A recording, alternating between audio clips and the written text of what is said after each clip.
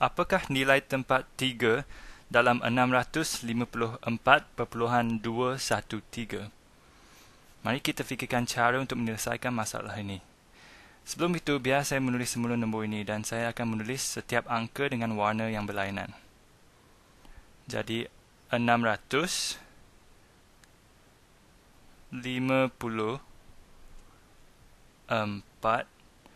perpuluhan, di sini titik perpuluhannya, 2 1 3. Sekarang kita sudah biasa, saya rasa, dengan angka-angka di sebelah kiri titik perpuluhan. Kita tahu yang ini, biar saya tuliskan dalam warna putih. Ini adalah nilai tempat ratus, ataupun kita boleh melihat dia sebagai 10 kuasa 2. 10 kuasa 2. Biar saya tuliskan lagi besar di bawah. Jadi ini dinilai tempat ratus, ataupun kamu boleh melihat dia sebagai nilai tempat 10 kuasa 2, yang sebenarnya sama dengan ratus. Di sini adalah tempat puluh, yang juga bersamaan dengan 10 kuasa 1.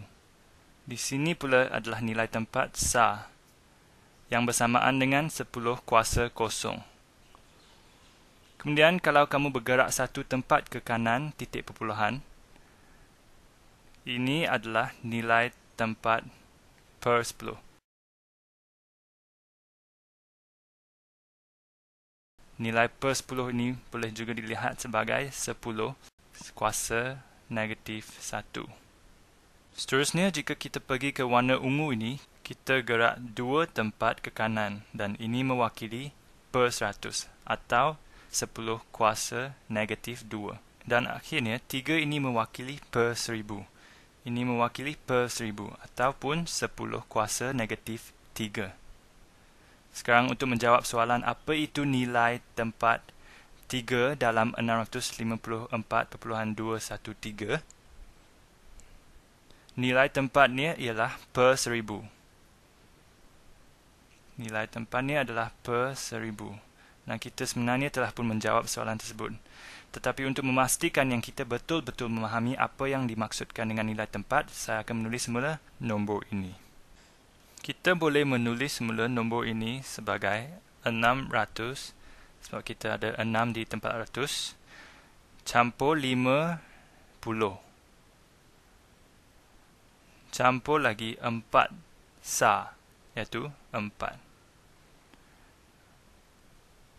Biar saya guna warna yang sama untuk 4. Baik, jadi campur 4, campur lagi 2 per 10. Jadi 2 per 10. Campur 1 per 100. Campur 1 per 100. Dan campur lagi 3 per 1000. Jadi campur 3 per 1000.